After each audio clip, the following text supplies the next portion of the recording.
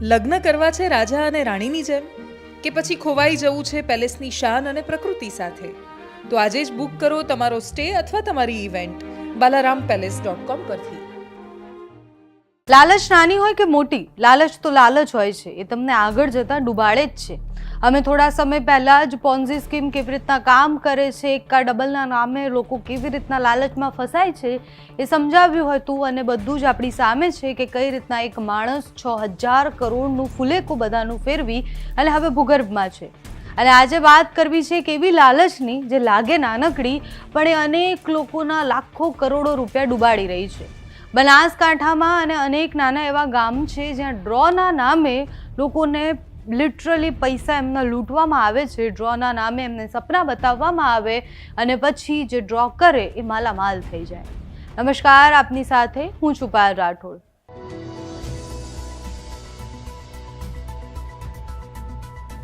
તમને કાર લાગશે, તમને ટ્રેક્ટર લાગશે, તમને આ ઇનામ મળશે, આ લાલચે લોકોને લકી ડ્રો લેવા માટે મજબૂર કરે. અને આ લાલચના કારણે એ ટિકિટ લે. ટિકિટ એકદમ સામાન્ય હોય, એટલા મોંઘી ટિકિટ નથી હોતી. એટલે કે એ 200 રૂપિયાની પણ હોય, 300ની પણ હોય અને 500ની પણ હોય એવી ટિકિટ વેચાય. અને પછી એ નાની લાલચ એક દિવસ મોટી બને અને પછી એ કરોડોના સ્કેમ બનતી હોય છે. કોઈ પણ માણસને ડ્રો કરવી હોય તો એના માટે અમુક નિયમો હોય છે, અમુક પરમિશન લેવાની હોય છે. પણ મોટાભાગે આ ગેરકાયદેસર જ ચાલે છે અનેક ગામડાઓમાં. બનાસકાંઠાથી અમને અનેક ફોન આવ્યા અને એના પછી અમે આના ઉપર વિચાર કર્યો, રિસર્ચ કરી, તો અમને ખબર પડી કે ત્યાં ડ્રોના નિયમો કંઈક એવા હોય છે કે તમારે કલેક્ટર પાસેથી પરમિશન લેવી પડે. તમારે જો ડ્રો કરવું છે તો તમારી જે રજિસ્ટર કંપની હોય કે ફર્મ હોય એ રજિસ્ટર્ડ હોવું જોઈએ, તો તમે એના નામે ડ્રો કરી શકો છો. પણ ત્યાં કંઈક અલગ ચાલે છે. ત્યાં ગૌ માતાના નામે અને અનાથ બાળકોને ભણાવવાના નામે ડ્રો થાય છે અને પછી અનેક નિયમોનું ઉલ્લંઘન કરી અને એ ડ્રો ચાલે છે અને લોકો પાસેથી પૈસા લૂંટવામાં આવે છે. એના નિયમોમાં 70% પૈસા જો તમારે ડ્રો નથી લાગતું તો એને વળતર પાછું આપવાનું હોય. એટલે જો મેં 100 રૂપિયા મૂક્યા છે ડ્રોમાં તો મારે ડ્રો નથી લાગતું તો મને 70 રૂપિયા પાછા આપવા પડે, પણ એ નથી થતું. કોઈ સામાન્ય માણસને ખબર જ નથી કે એના નિયમ શું છે. એની લાલચ એને ત્યાં લઈ જાય છે ડ્રો સુધી અને પછી એના બધા પૈસા ડૂબે છે. બનાસકાંઠામાં અનેક એવી કંપનીઓ છે જે ડ્રોના નામે લોકોનું કરી જાય છે. આમ તો એના નિયમો જે છે એમાં અમુક ટિકિટો જ વેચી શકાય કે 1 લાખ ટિકિટ વેચવાની છે અને છતાં પણ એ નિયમોનું ઉલ્લંઘન થાય અને વધારે ટિકિટો વેચાવડાવે કારણ કે પ્રોફિટ વધારે મળે. 100, 200, 500, 1000ના ડ્રોના નામે ટીપે ટીપે જેમ સરોવર ભરાય એમ કટકે કટકે આ ડ્રો ચલાવવાવાળાના લોકોના ઘર ભરાય છે. આ ગેરકાયદેસર છે અને છતાં પણ ચાલી રહ્યું છે. બીઝેડવાળા કેસ સામે આવ્યા બાદ અનેક લોકોએ અમને આ પ્રકારના કૌભાંડો માટે ફોન કર્યા, માહિતી આપી કે બેન અહીંયા આ ચાલે છે, અહીંયા આ ચાલે છે. અને બનાસકાંઠાથી અમને ફોન આવ્યો જે આ લકી ડ્રો સ્કીમ માટે હતો. અને આવી તો અનેક સ્કીમો આ ગામડાઓમાં ચાલે છે. એ કોઈ રોકી પણ નથી શકતું. લોભિયા જ્યાં જ્યાં છે ત્યાં ધુતારા છે જ છે. લૂંટવા માટે માણસો બેઠા જ છે. એ તમારું 1000નું કરે, 100નું કરે કે 1 લાખ 1000નું કરે, પણ એને ખબર જ છે કે તમારી પાસે જ્યાં સુધી લાલચ છે, તમને એક સાથે વધારે પૈસા કમાવાની લાલચ છે, ત્યાં સુધી એ તમને બનાવતો જ હશે.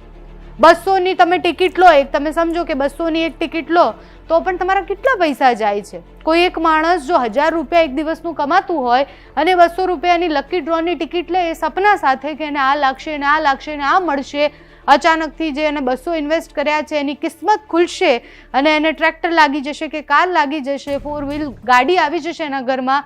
એ સપના સાથે 200 રૂપિયા મૂકે ત્યાં અને પછી 200 રૂપિયા જાય. માણસને પોતાના નસીબ પર પણ એટલી શંકા હોય તો પછી એ 2 ટિકિટ ખરીદે, કોઈને 4 ટિકિટ ખરીદવાની લાલચ આપે. એવી રીતના જ એક માણસ પાસેથી આ 200, 500 અને 400 રૂપિયા લેતા અનેક કરોડોના કૌભાંડ ચાલે છે. અને આ ડ્રો સિસ્ટમ સામે બહુ જ બધા લોકો પડ્યા છે. આ ડ્રો ગેરકાયદેસર છે. લોટરીની ટિકિટ આમ તો બહુ જ બધી બજારો એવી છે જ્યાં કાયદેસર વેચાય છે. માણસો એમાં લાખો રૂપિયા ગુમાવે છે.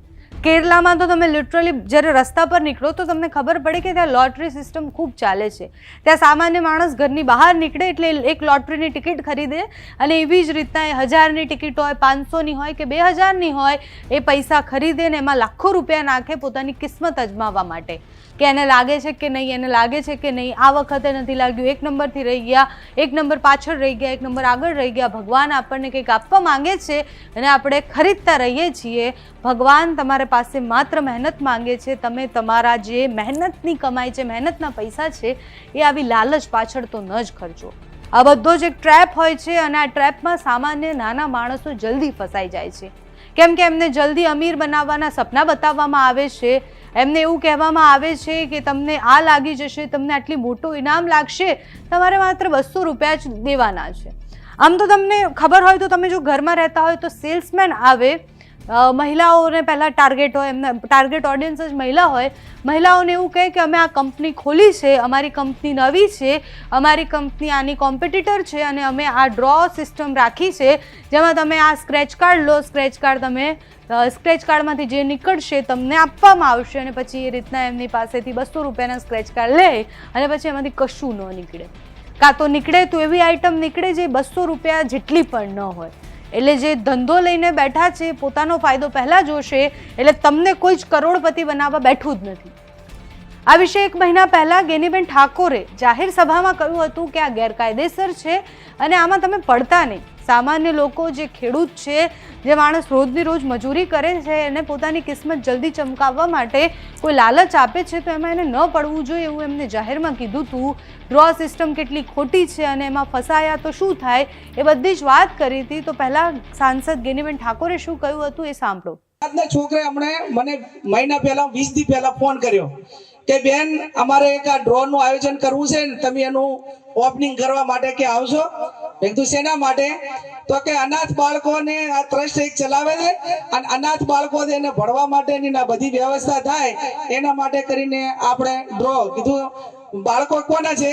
તો કે અલગ અલગ તમામ સમાજોના છે. ટ્રસ્ટ કોનું છે? તો કે ઢીમા બાજુનું છે. અલ્યા ચા નો રાખેગા, ચા જુનાગઢ, ચા રાણક દેવડી, 50 બાળકો માટે કરીને તારે આવડો ડ્રો. ઠાકોર સમાજની દીકરીઓને દીકરાઓને ભણવા માટે હોસ્ટેલ નથી, એની ફી ભરી કહેતા નથી અને તો 50 બાળકો માટે કે આવડો મોટો ડ્રો કરવો છે. એટલે હું આ વાતમાં એગ્રી નથી. પછી એને આકડે કીધું પણ કે બેન અમારો એમાં વ્યક્તિગત સ્વાર્થ છે કે અહીંયા 11 લાખ હાલવાના ને બીજા અમારે લેવાના છે. એટલે આ ડ્રોની સિસ્ટમો આવી હોય પાછી. એટલે આવા આના હિસાબે કોઈ ગૌશાળાના નિમિત્તે હોય કે કોઈ આ નાના મોટા ઓટલા પૂરતું ને પારદર્શક હોય એટલા પૂરતું બરોબર. હવે તો કલેક્ટરે પણ એની તપાસ સોંપી છે કે ભાઈ આવા ડ્રો એ વ્યક્તિગત લોકોનું આર્થિક શોષણ કરે છે અને આવા ડ્રો ઉપર રોક આવવી જોઈએ. એટલે આવા ડ્રોમાં શિક્ષણમાં ઠીક તમને કોઈ એવો લાગણી વાળો વ્યક્તિ હોય ને તો એને આ રામ ભરોસે આપી દેજો. ના માત્ર ગેનીબેન ઠાકોર, બનાસકાંઠા જિલ્લામાં ડ્રોને લઈને હમણાં થોડા સમય પહેલાં થરાદ ડીવાયએસપી જે છે એમણે એક પત્રકાર પરિષદ યોજી અને સામાન્ય લોકો સુધી આ વાત પહોંચે એના માટે એમને કહ્યું હતું કે થરાદ, માવસરી, વાવ અને બીજા અનેક ગામ એવા છે કે જ્યાં આવી રીતના અનાથ બાળકોના નામે અને પછી ગૌ માતાના નામે લોભિયા જે લોકો છે આવી ડ્રો સિસ્ટમો રાખે છે અને સામાન્ય માણસના પૈસા આમાંથી ઉઘરાવે છે. ટિકિટના નામે એ સિસ્ટમ આખી ચાલે છે ડ્રોની. તમને ટ્રેક્ટર લાગશે, તમને કાર લાગશે, તમને મોટરસાઇકલ લાગશે એવું કહીને તમારી પાસેથી ડ્રોની ટિકિટ લેવડાવે અને પછી તમને કશું જ ના લાગે, તમારા પૈસા જાય. તમને એવું લાગે કે તમારી તો કિસ્મત જ ખરાબ છે. એ કિસ્મત ખરાબ નથી હોતી, એ લોકો ખરાબ હોય છે જે તમારા પૈસા એમના પોતાના ખીચામાં નાખવા માંગે છે. એટલે જલ્દીથી અમીર બનવું અને ફટાફટ પૈસા જોઈએ છે એમાં ક્યારેય કોઈ બની જ નથી શક્યું. આપણી પાસે બહુ જ ઉદાહરણો છે. આ બધું જ ગેરકાયદેસર હોય છે, કોઈ જ લાયસન્સ આમાં નથી હોતા અને છતાં પણ આ ચાલે છે, જે શરમજનક વાત છે. આ ચાલે છે એનું મોટું કારણ એ છે, મને જે ભાઈએ ફોન કર્યો હતો એમને મેં ચોખ્ખું કીધું કે આ બંધ થઈ શકે. ક્યારે બંધ થાય? જ્યારે માણસ એ લેતું બંધ થઈ જાય. જ્યાં સુધી માણસ પોતાની લાલચના કારણે એ ટિકિટો લે છે ત્યાં સુધી વેચવાવાળા પડ્યા જ છે, એ બંધ નહીં થાય. તમે જ્યાં સુધી લાલચ કરશો, તમે જ્યાં સુધી એવું વિચારશો કે તમે રાતોરાત અમીર થઈ જશો, તો એ સપના જોતા રહેશો તમે અને બીજું કોક તમારા પૈસાનું કરી અને અહીંયાથી ભાગી જશે અને તમને તમારા પૈસા જડે નહીં મળે. અને એનું મોટું ઉદાહરણ BZ ગ્રુપ છે. 6000 કરોડનું ફુલેકું ફેરવી અને હવે ભૂપેન્દ્રસિંહ ઝાલા એ ભૂગર્ભમાં છે. અનેક લોકોને ફસાયા, બધાને એજન્ટ બનાવ્યા. અનેક એવા શિક્ષકો છે જેની નોકરી પણ હવે ખતરામાં છે અને છતાં પણ બધાને કોણે ડૂબાડ્યા? તો લાલચે ડૂબાડ્યા. નમસ્કાર.